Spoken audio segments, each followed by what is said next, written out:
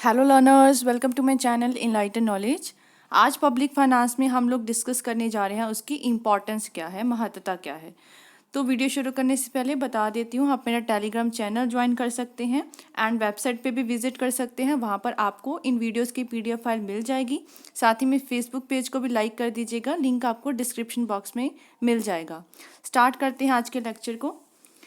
तो अगर हम लोग इम्पोर्टेंस की बात की जाए पब्लिक फाइनेंस की, तो पहले के जो क्लासिकल इकोनॉमिस्ट थे उन्होंने किसी और तरीके से इसको एक्सप्लेन किया है।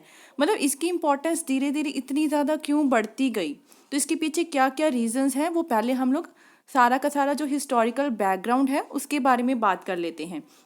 जो आपकी पब्लिक फाइनेंस की इम्पोर्टेंस है वो डिपेंड किस पे करती है कि इकोनॉमिक सिस्टम में नेचर क्या चल रहा है। जैसे कि जो क्लासिकल इकोनॉमिस्ट थे, जो पहले के आपके इकोनॉमिस्ट थे, उन्होंने लेजे फेरे पॉलिसी या फिर हम कह सकते हैं फ्री मार्केट इकोनॉमी को फेवर किया था।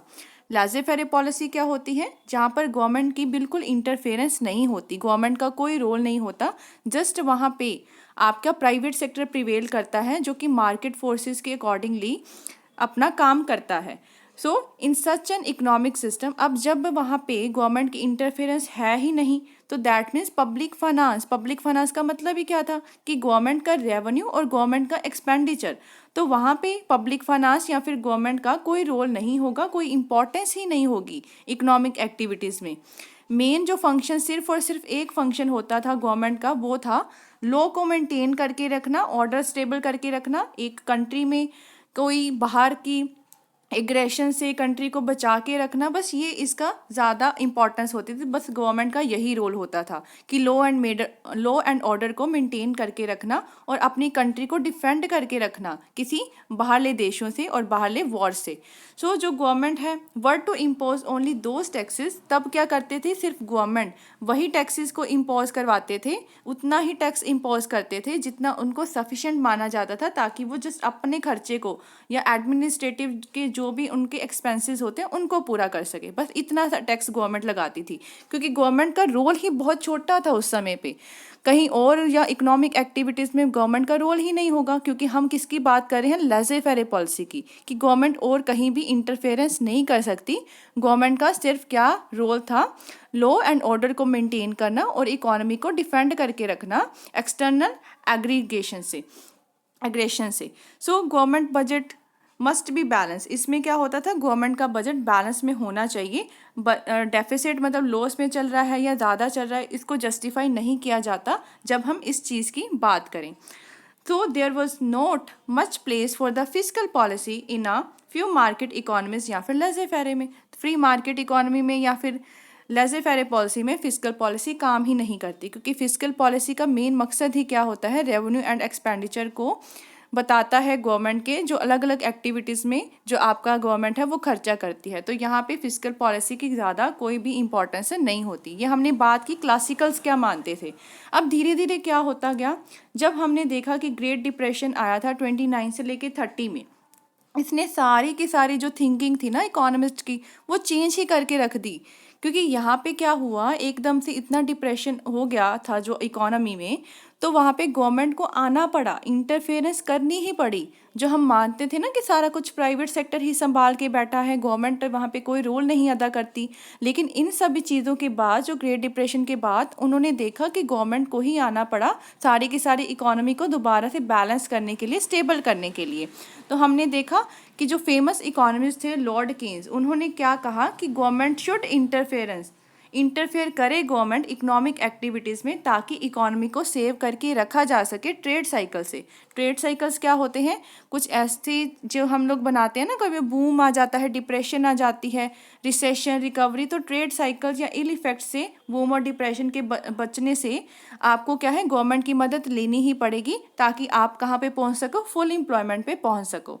देयरफॉर इन दिनों में क्या हम देखते हैं, जो कंट्रीज़ हैं वर्ल्ड की, या तो वो क्या होती हैं मिक्स्ड इकोनॉमीज, मिक्स्ड मतलब पब्लिक एंड प्राइवेट सेक्टर दोनों काम करते हैं, या फिर होती है सोशलिस्ट इकोनॉमीज। सोशलिस्ट कौन सी होते हैं, जहाँ पे सिर्फ और सिर्फ गवर्नमेंट का ही रोल होता है, प्राइवेट सेक्टर का कोई रोल नहीं होता, instead of the free market economies. ठीक है, मतलब प्राइवेट वालों को नकार दिया गया, या तो मिक्स्ड काम करेंगे, दोनों काम करेंगे, या सिर्फ और सिर्फ गवर्नमेंट काम करेगी। मॉडर्न इकोनॉमिस्ट ने कोई भी इंपॉर्टेंस नहीं दी कि हाँ उनका बजट बैलेंस होना चाहिए नहीं होना चाहिए, इसको कोई इंपॉर्टेंस नहीं दी गई। वो क्या मानते थे कि budget should be evaluated, budget को हम लोग इवैल्यूएट करेंगे सिर्फ उसके ऑब्जेक्टिव से। हम लोग ये देखेंगे कि जो बजट में लिखे गए जो ऑब्जेक्टिव हैं, बजट के अकॉर्डिंग जो ऑब्जेक्टिव हैं वो फुलफिल हो पा रहे हैं या नहीं, भले आपका बजट बैलेंस में हो या ना हो। नेक्स्ट है कि in order to attain these objectives deficit budget is also formulated. अब इन ऑब्जेक्टिव्स को भी अटेन करने के लिए कई बार हमें डेफिसिट बजट को भी लेना पड़ता है, फॉर्मुलेट करना पड़ता है। तो बजट बैलेंस हो ना हो इसकी कोई ज़्यादा इंपॉर्टेंस नहीं है, सिर्फ और सिर्फ हम ध्यान किस पे देते हैं, अपने ऑब्जेक्टिव्स को, गवर्नमेंट जो भी ऑब्जेक्टिव्स रखती है उसको पूरा करने के लिए। तो इसका मतलब ये हुआ कि धीरे धीरे आपका जो गवर्नमेंट का रोल है, पब्लिक फाइनेंस का रोल है, उसकी इंपॉर्टेंस धीरे धीरे बढ़ती गई। सो प्रोफेसर AP लर्नर ने प्रोपाउंड किया था doctrine of the functional finance. Mixed economics के लिए उन्होंने आपको फंक्शनल फाइनेंस का डॉक्ट्रिन दिया था। उनके अकॉर्डिंग ये क्या माना जाता था कि पब्लिक फाइनेंस का ऑब्जेक्टिव क्या होता है, बढ़ाना या कम करना, किसको, इफेक्टिव डिमांड को, ताकि हम लोग अपने इकोनॉमिक ऑब्जेक्टिव्स को अटेन कर सके, क्योंकि सारा कुछ ही ज़्यादातर डिमांड पे ही निर्भर करता है।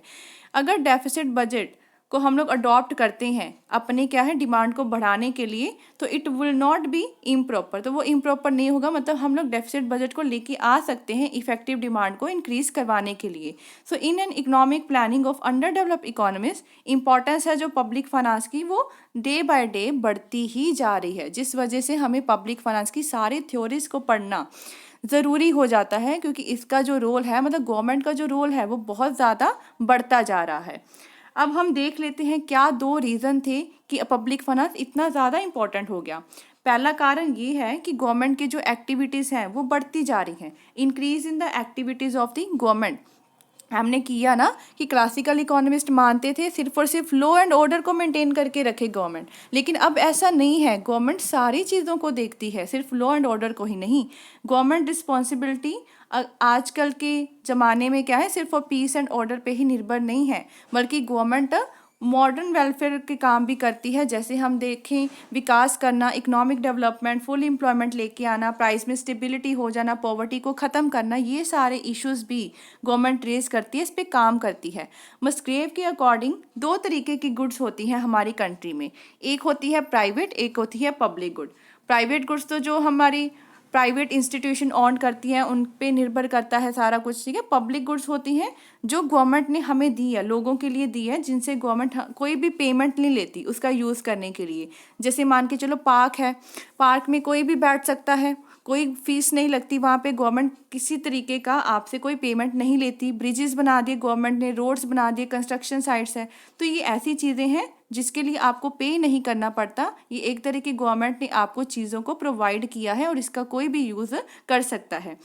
ये गवर्नमेंट की रिस्पॉन्सिबिलिटी है ताकि आप लोगों को वो पब्लिक गुड्स को ज़्यादा से ज़्यादा अवेलेबल करवा सके। सिमिलरली कुछ थिंग्स और सर्विसेज ऐसी रिक्वायर्ड होती है जो सेटिस्फेक्शन के लिए ज़रूरी है, किससे, हमारी क्वालिटेटिव वांट। क्वालिटेटिव वांट्स में सारा कुछ आ जाएगा, मतलब क्वालिटी को इम्प्रूव करना, फ्री एजुकेशन देना, मेडिकल केयर देना, फ्री फूड में सब्सिडीज़ देना, या हम कह सकते हैं इसको क्वालिटेटिव वांट्स। ये सारी चीज़ें हमारे लिए बेसिक हैं, ज़रूरी हैं। सप्लाई इन चीज़ों की, थिंग्स एंड सर्विसेज की, ये भी कौन देता है, हमें गवर्नमेंट देती है। इसका मतलब सारी एक्टिविटीज़ गवर्नमेंट की बढ़ती ही जा रही है, जिस वजह से पब्लिक फाइनेंस की इंपॉर्टेंस बहुत बढ़ गई है। Second is increase in the effect of economic life. हमारी इकोनॉमिक लाइफ के इफेक्ट का भी बहुत इंक्रीज हो रहा है कि एक्टिविटीज़ हैं जो पब्लिक फाइनेंस की, जैसे कि पब्लिक एक्सपेंडिचर, खर्चा कितना करना है, टैक्सेशन सिस्टम कैसा है, कर्जे वगैरह का पढ़ेंगे, डेफिसिट फाइनेंसिंग को पढ़ेंगे। इसका भी बहुत बड़ा इफेक्ट पड़ता है हमारी अर्थव्यवस्था पे, इकोनॉमिक लाइफ पे। As a result of government policy regarding taxation या एक्सपेंडिचर, प्रोडक्शन को हम लोग बढ़ा सकते हैं, सेविंग इन्वेस्टमेंट को बढ़ा सकते हैं। जो हमारी कंजप्शन होती है हार्मफुल गुड्स की, जैसे कह लो आप अल्कोहल है, ड्रग्स है, उनको हम लोग कम कर सकते हैं। इक्वालिटी लेके आ सकते हैं नेशनल इनकम में, ये सारा कुछ लेके आ सकती है गवर्नमेंट। इकोनॉमिक डेवलपमेंट को बढ़ावा दिया जा सकता है, इकोनॉमिक अपॉर्चुनिटीज़ को बढ़ावा दिया जा सकता है, और अच्छे से इकोनॉमिक प्लानिंग को इम्प्लीमेंट किया जा सकता है। इसी वजह से पब्लिक फाइनेंस का बहुत बड़ा रोल है आपके इकोनॉमिक डेवलपमेंट में और economic welfare of a country में, क्योंकि हमारी इकोनॉमिक लाइफ का जो इम्पैक्ट है वो बहुत ज़्यादा पड़ रहा है, सब कुछ ये गवर्नमेंट ही संभालती है। अपनी टैक्सेशन से, एक्सपेंडिचर से गवर्नमेंट सब कुछ कर सकती है, आपकी इकोनॉमी में इक्वालिटी लेके आ सकती है, स्टेबिलिटी लेके आ सकती है। तो जिस वजह से तब भी हमें पब्लिक फाइनेंस को पढ़ना पड़ता है। सोशलिस्ट इकोनॉमिस्ट हो गए जहाँ पे सिर्फ गवर्नमेंट का रोल है, जैसे क्यूबा, चाइना, सच एक्टिविटीज़, ये सारे के सारे जो इकोनॉमिक एक्टिविटीज़ है वो किसके कंट्रोल में होती है? सिर्फ और सिर्फ गवर्नमेंट के कंट्रोल में। Therefore economic activities in these economies are performed only through the public finance. तो अपने आप ही है, सब कुछ गवर्नमेंट के अंडर है, तो सारी इकोनॉमिक एक्टिविटीज़ किसके थ्रू होगी? पब्लिक फाइनेंस की या फिजिकल पॉलिसी जो भी गवर्नमेंट की होगी। अब कुछ कंट्रीज़ है जैसे कि रशिया, पोलैंड, रोमानिया या मिक्स्ड इकोनॉमी ने पार्ट लिया है, ठीक है। In mixed economy has taken the place of the socialist economy. कुछ समय पे ये सोशलिस्ट इकोनॉमीज होते थे, अब यहाँ पे क्या है, मिक्स्ड इकोनॉमी के तरीके से काम किया जाता है। So under mixed economy public finance का भी बहुत बड़ा रोल है, क्योंकि हमने देखा है कि मिक्स्ड इकोनॉमी में पब्लिक प्लस प्राइवेट सेक्टर दोनों ही काम करते हैं, तो पब्लिक फाइनेंस का वहाँ पे भी बहुत बड़ा रोल होता है। अब हम पढ़ते हैं कि मॉडर्न इकोनॉमी की बात की जाए तो आजकल जो आपकी पब्लिक फाइनेंस का सिग्निफिकेंस इतना ज़्यादा क्यों है? तो पहला है अचीव करना, किसको? Adjustment in the allocation of resources को। जो एलोकेशन है, हमने बांटना है रिसोर्सेज को, उसकी एडजस्टमेंट, उसमें बैलेंस लेके आना। मसग्रेव के अकॉर्डिंग जो स्टडी है पब्लिक फाइनेंस की, वो हमें बताती है that how coordination among the allocation of resources should be affected, कि तालमेल कैसे बिठाया जा सके जब हमने रिसोर्सेज को एलोकेट करना है। पब्लिक फाइनेंस किससे एसोसिएट करती है? Study of the public sector से। The reason why public sector is so important is that all the needs of people can not be satisfied by the private sector. अब सारी ज़रूरतें हमारी private sector पूरी नहीं कर सकता, जिस वजह से पब्लिक सेक्टर की इंपॉर्टेंस बहुत बढ़ गई है। कोलेक्टिव या फिर सोशल वांट्स हैं जो लोगों के, पूरी कंट्री के जो कलेक्टिव वांट्स हैं, जैसे हमारी कंट्री के लिए डिफेंस सिस्टम बचा के रखना, किसी वॉर हो गया, उन सभी से डिफेंस सिस्टम हमारा स्ट्रांग होना चाहिए, जस्टिस हो, सोशल वेलफेयर, रेलवेज, ये सारा कुछ क्या है? पब्लिक सेक्टर अकेला ही इन सभी चीज़ों पे काम करता है। इनकम या फिर एक्सपेंडिचर जो प्रोसेस है गवर्नमेंट की, that serves to allocate the resources of the country, ये सारा इनकम एक्सपेंडिचर का जो भी आपका प्रोसेस है गवर्नमेंट का, वो हमें बताता है कि किस तरीके से हम लोग रिसोर्सेज को बांटें, किस में? प्राइवेट गुड्स में और सोशल गुड्स में। ये भी डिटरमिन किया जाता है कितनी क्वांटिटी में, the quantum of production of different social good, कितनी क्वांटिटी में हमने इन चीज़ों को बांटना है। अदर वर्ड में कहा जा सके what amount of resources can be utilized for their production, कि कैसे, कितना अमाउंट रिसोर्सेज का हम लोगों ने लगाना है, यूटिलाइज करना है किसी चीज़ को प्रोड्यूस करवाने में। So study of public finance बहुत इंपॉर्टेंट है अगर हमें प्रॉपर एलोकेशन करनी है रिसोर्सेज की for production of private and social goods. Private और सोशल गुड्स को प्रोडक्शन, उसकी उत्पादन को बढ़ाने के लिए, प्रोडक्टिविटी करने के लिए एलोकेशन ऑफ रिसोर्सेज में पब्लिक फाइनेंस का बहुत बड़ा रोल होता है। सेकंड बात करते हैं to achieve the adjustment in distribution of income and wealth. अब पब्लिक फाइनेंस हमें ये भी नॉलेज देता है कि कौन से मेथड अपनाने चाहिए ताकि जो आपकी इकोनॉमी में इनइक्वालिटीज़ हैं वेल्थ या इनकम से रिलेटेड, उसको दूर किया जा सके। जैसे पब्लिक फाइनेंस में क्या है, गवर्नमेंट क्या कर सकती है? टैक्सेस को इम्पोज करवा सकती है, किस पे? रिच पे, एट प्रोग्रेसिव रेट। प्रोग्रेसिव मतलब इनकम बढ़ने से जब टैक्स रेट भी बढ़ने स्टार्ट हो सकते हैं।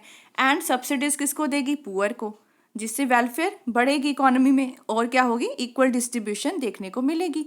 सेकंड देखो, using the proceeds of progressive taxation to provide for such public utility services as are likely to promote welfare for the poor section. वही बात दोबारा से है कि क्या है, प्रोग्रेसिव टैक्सेशन सिस्टम को अपनाना ताकि ज़्यादा से ज़्यादा ये हेल्पफुल हो सके poor sections of the economy के लिए। थर्ड क्या है, levying high rate of indirect taxes, बहुत ज़्यादा इनडायरेक्ट टैक्सेस को लावे करना, किस पे? लग्जरी गुड्स पे। अब देखो लग्जरी गुड्स हैं जो आइटम्स है वो कौन खरीदता है? रिच लोग ज़्यादा खरीदते हैं। तो लग्जरी गुड्स पे हम लोग गवर्नमेंट क्या करती है, ज़्यादा से ज़्यादा इनडायरेक्ट टैक्सेस को लगाने की कोशिश करती है।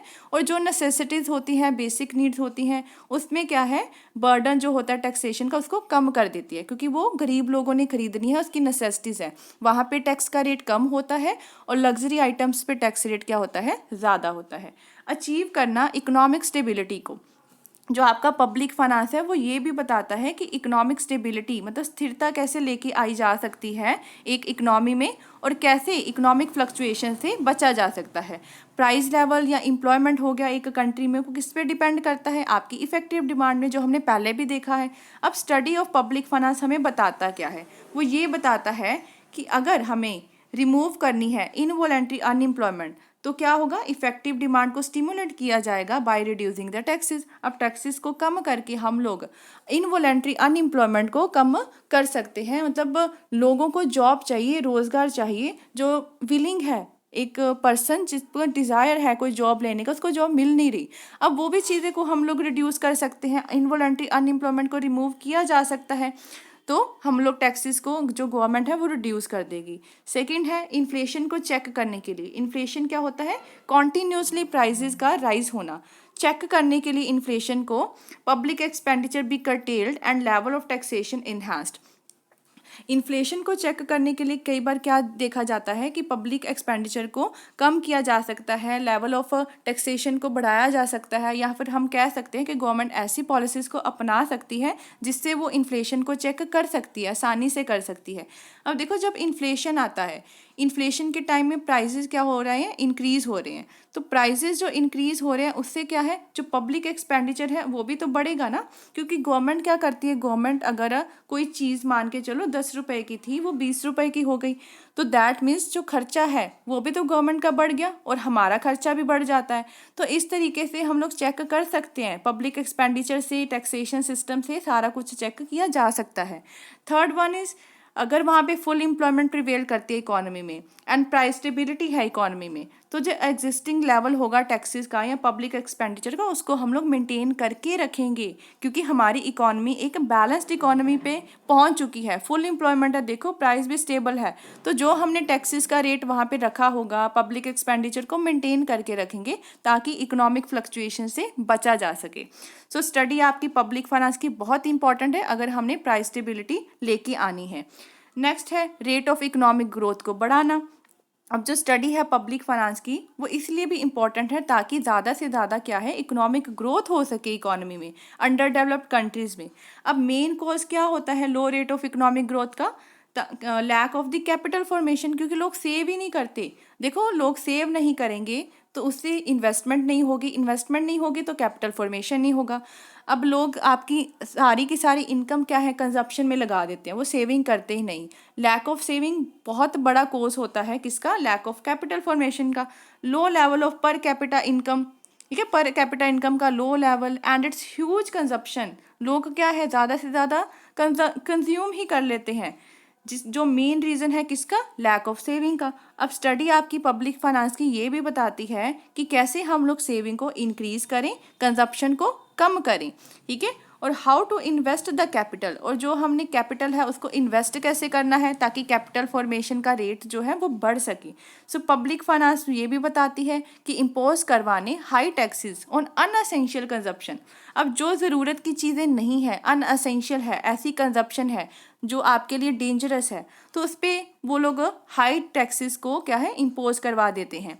Non development expenditure should be reduced. Non development मतलब कोई ऐसा खर्चा जो गवर्नमेंट कर रही है जिससे कोई भी डेवलपमेंट नहीं हो रही, जैसे हम गवर्नमेंट आपको पेंशन्स देती है, सब्सिडीज़ देती है, उससे कोई इकोनॉमिक की डेवलपमेंट नहीं हो रही, तो ये खर्चा भी थोड़ा कम करना चाहिए। हैंस जो फिजिकल पॉलिसी है उसको फ्रेम किया जाता है ताकि लोगों के बीच में पावर लेके आई जा सके, ताकि उनकी सेविंग को इंक्रीज़ किया जा सके, उनकी इन्वेस्टमेंट को बढ़ाया जा सके और वो अपनी कंजप्शन को क्या कर दें, कम कर दें।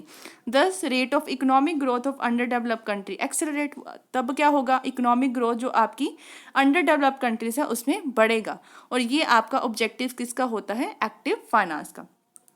तो इकोनॉमिक ग्रोथ को भी एक्सेलरेट करने के लिए पब्लिक फाइनेंस बहुत ज़्यादा इम्पॉर्टेंट होता है। तो ये थी आपकी सारी की सारी इम्पॉर्टेंस पब्लिक फाइनेंस की। जो आपका ये चैप्टर है इंट्रोडक्शन पब्लिक फाइनेंस की, ये सारा कवर हो चुका है। बाद में हम नेक्स्ट चैप्टर्स को डिटेल में डिस्कस करते जाएंगे। वीडियो हेल्पफुल लगी हो, चैनल को ज़रूर सब्सक्राइब कीजिए, like share and comment and press the bell icon, ताकि हर वीडियो की नोटिफिकेशन आपको टाइम टू टाइम मिलती रहे। Thank you.